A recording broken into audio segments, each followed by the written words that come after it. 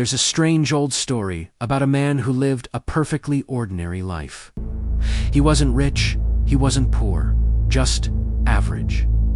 His house was average, his job was average, and his days were a predictable, comfortable rhythm. One day, a small, dark shadow appeared at his doorstep. It was shapeless, quiet, and just ... There, the man was curious. He'd never seen anything like it. He thought, maybe it's lost. So, he opened the door a crack. "Hello?" he asked. The shadow didn't respond. It just seeped in, settling in a far corner of his living room. At first, the man didn't mind. The shadow was harmless. It was so small, he could easily ignore it. It didn't eat, it didn't make a sound. It just existed. But day by day, it began to grow. Just a little at first. The corner it occupied seemed a bit darker, a bit colder. The man started to feel a slight chill whenever he walked past. He'd tell himself, it's just a draft. He started rearranging furniture to avoid that corner, creating new paths through his own home. He was accommodating it, making space for it, without even realizing. Soon, the shadow was no longer small. It had grown to cover an entire wall. The room felt perpetually gloomy, even on the sunniest days. The man's friends stopped visiting as often. They'd stand at the doorway and say, "It feels heavy in here." "Are you okay?" He'd force a smile and say, he was fine, just tired. But he wasn't fine. The shadow was absorbing the light, the warmth, the joy from his home. He couldn't remember the last time he'd laughed. The house, once his sanctuary, now felt like a cage, and the shadow was its warden. One evening, sitting in the one small patch of light left in the room, the man felt a profound loneliness. The shadow was now enormous, a silent, oppressive presence that had consumed almost everything. It had taken over his space, his peace, his life. He looked at the tiny sliver of his old life that remained and finally understood. He hadn't been attacked. He hadn't been invaded against his will. He had invited it in. That very first day, with a simple act of curiosity and a cracked open door, he had given it permission. With this realization, something shifted inside him. It wasn't anger or fear, but a quiet resolve. He stood up, walked to the window, and threw open the curtains, letting the moonlight flood in. Then he went to the front door and opened it wide. He didn't shout, he didn't fight. He just stood there, holding the door open, and filled his heart not with hate for the shadow, but with love for the light he'd been missing. He thought of sunshine, of laughter, of friends. He focused on everything the shadow was not. Slowly, ever so slowly, the darkness began to retreat. It didn't vanish in a flash. It receded, bit by bit, back towards the open door, until it was gone. This story isn't just about a man and a shadow. It's about the little bits of negativity, sadness, or fear we let into our lives. At first, they seem small, manageable. We make excuses for them. We walk around them.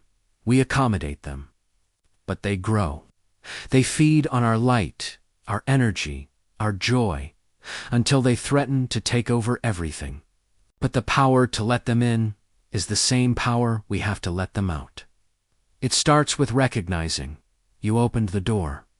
It continues with a choice: to stop feeding the darkness and to start, deliberately and bravely, inviting in the light. If you feel like a shadow has been growing in your life, remember, you have the power to open the door and let it out. Sometimes that means reaching out for help, talking to a friend, or seeking professional support. You don't have to face it alone. Thank you for listening. If this story resonated with you, consider subscribing for more thoughts on finding the light. Take care. In the heart of Messina, Sicily, a small family home became the center of a mystery that would captivate the world. The year was 1971, And in this quiet town, a simple crucifix reportedly began to weep. Tears of blood. This wasn't just any crucifix. It was a cherished possession of a young girl named Pina Macaulay. One day, Pina noticed something strange. A dark, reddish liquid was seeping from the crown of thorns on Jesus' head. Frightened and amazed, she called her family, who were equally stunned. News of the bleeding crucifix spread like wildfire.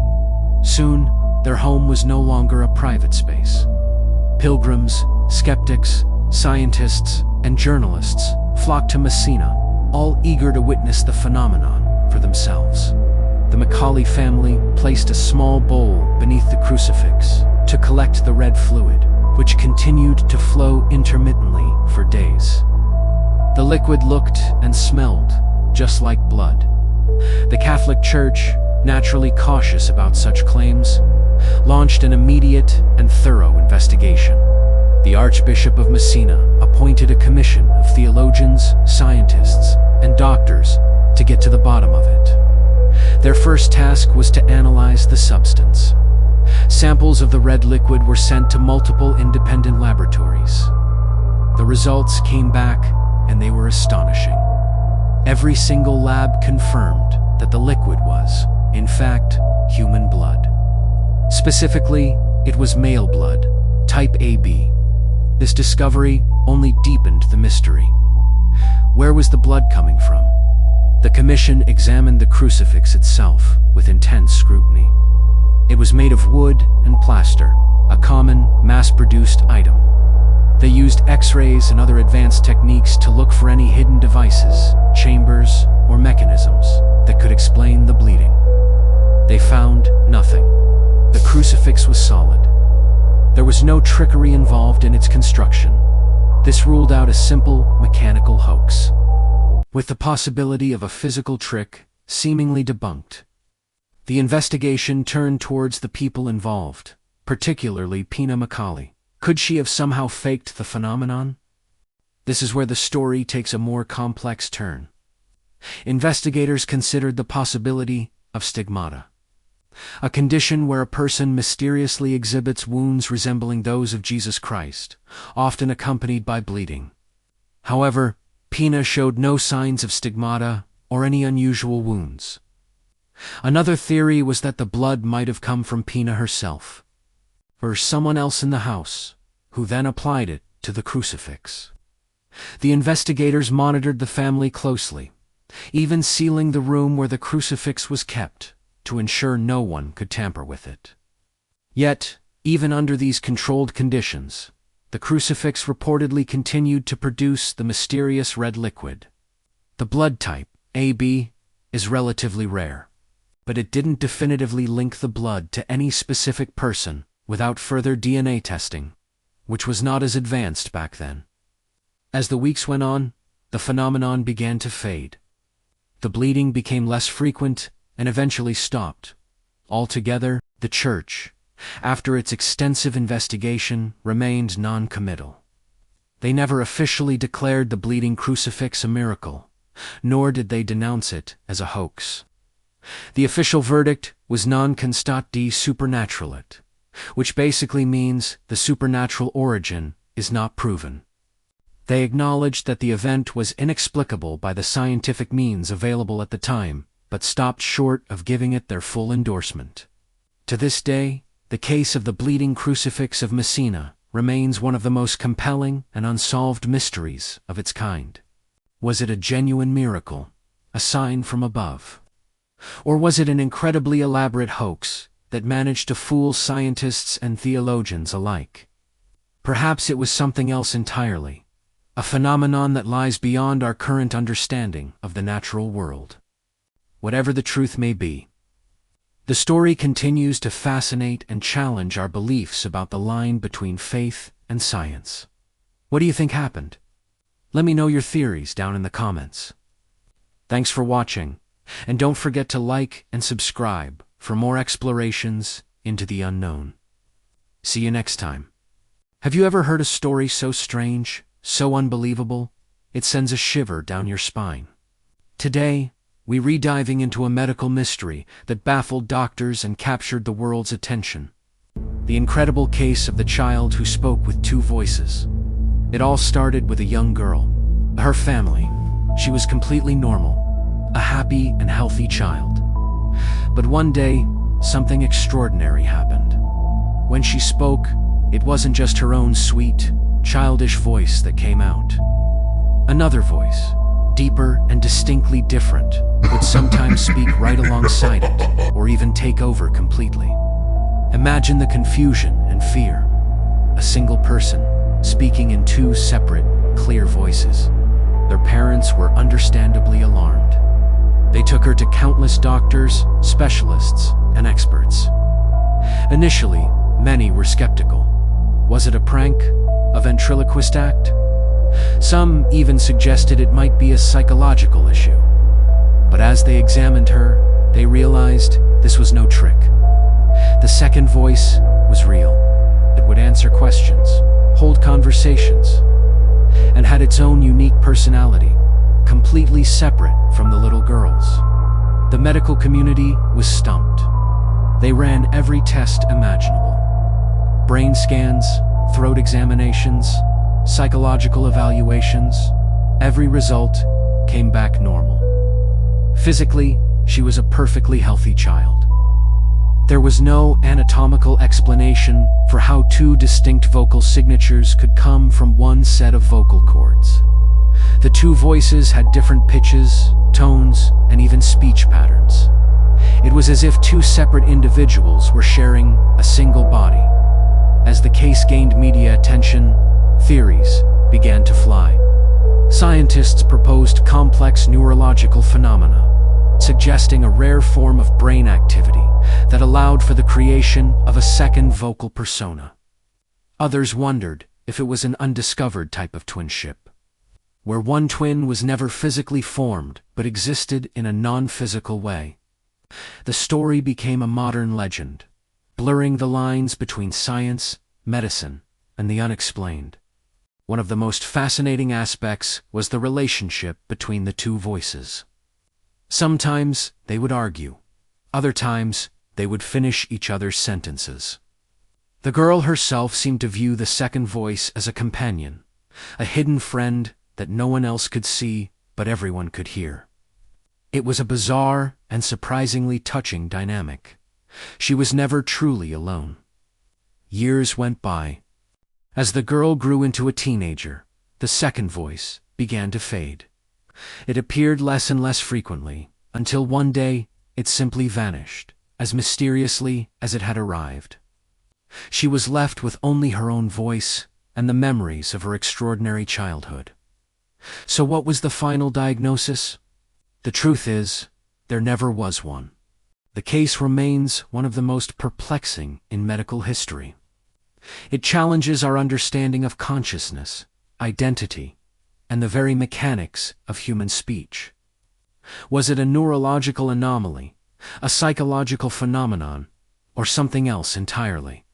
We may never know for sure. The story of the child with two voices serves as a powerful reminder that there are still so many mysteries in the world, things that science and logic cannot yet explain. It forces us to ask profound questions about who we are.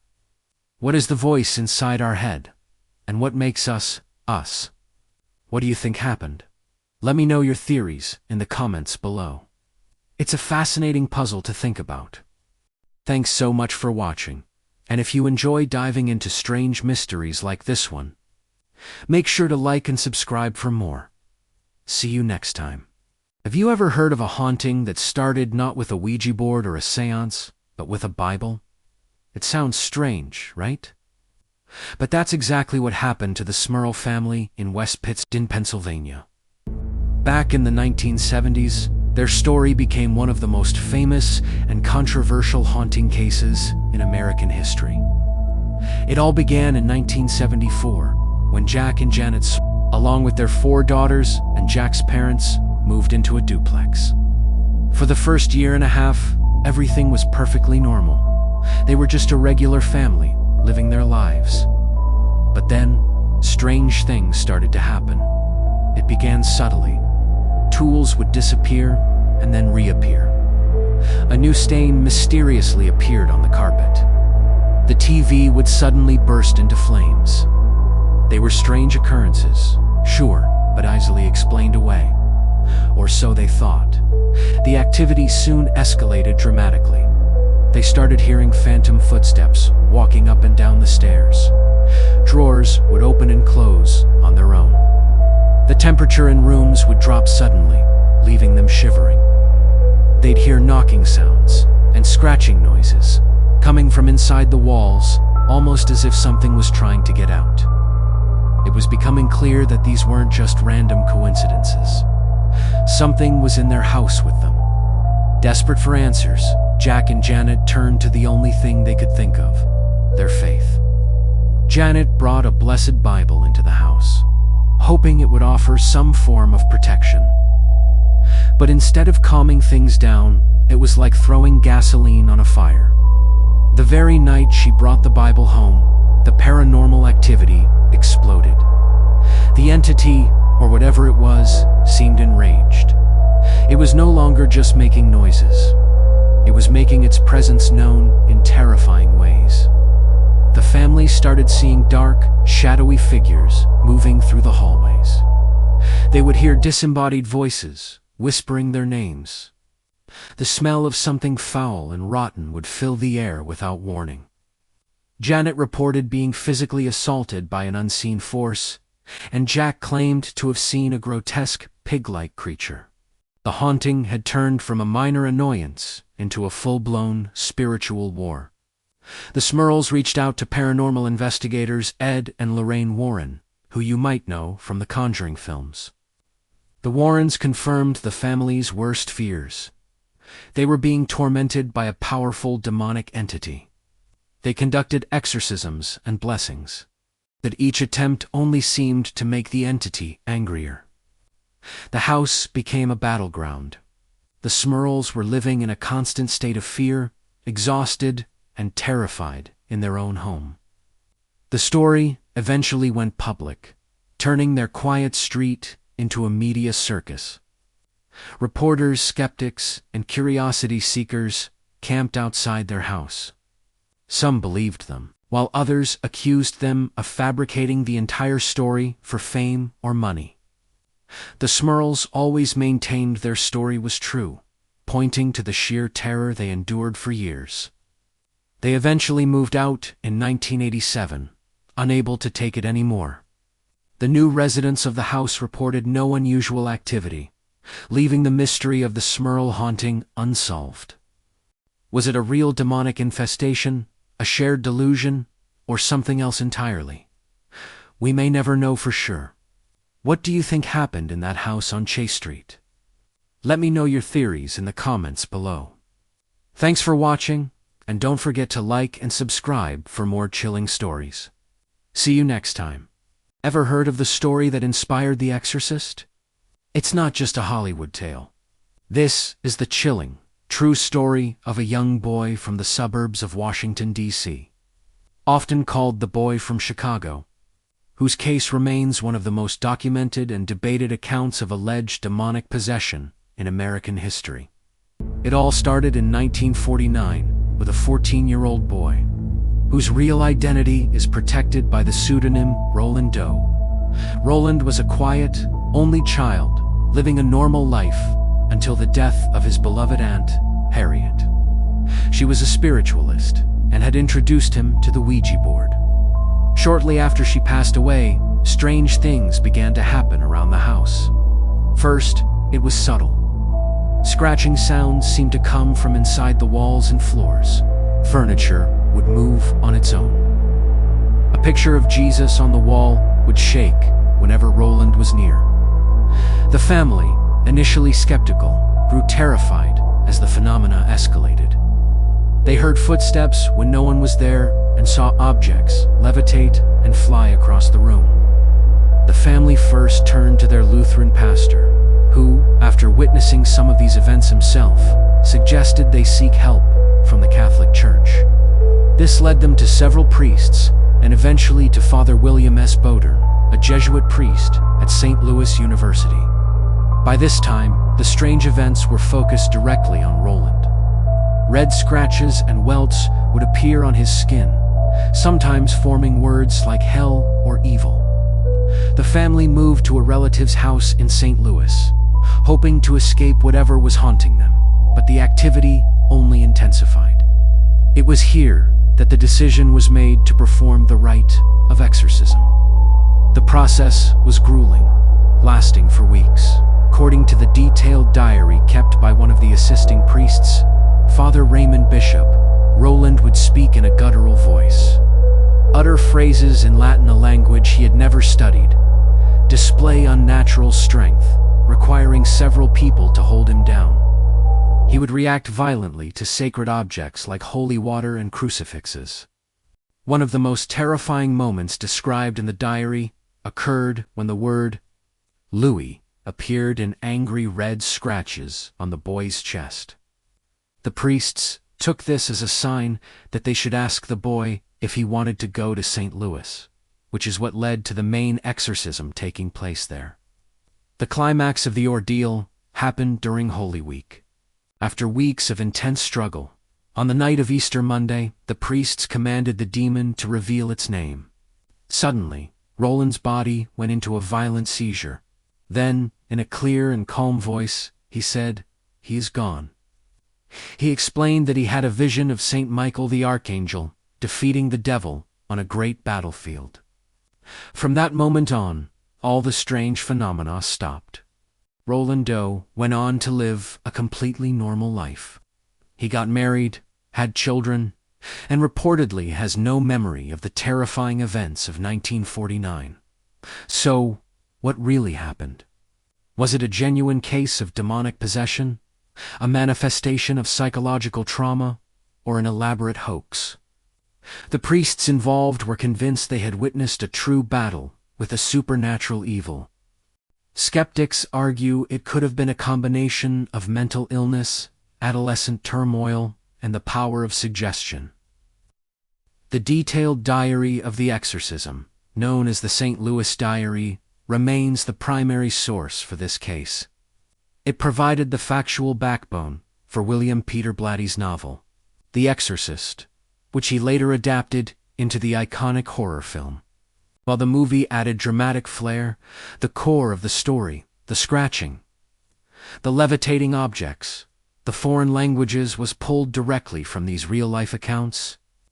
The case of the boy from Chicago continues to fascinate and frighten us because it sits at the unsettling intersection of faith, psychology, and the unexplained. It forces us to ask what we truly believe about the world around us and the forces that might lie just beyond our sight. What do you think happened? Let me know in the comments. Thanks for watching, and don't forget to like and subscribe for more dives into history's most mysterious events.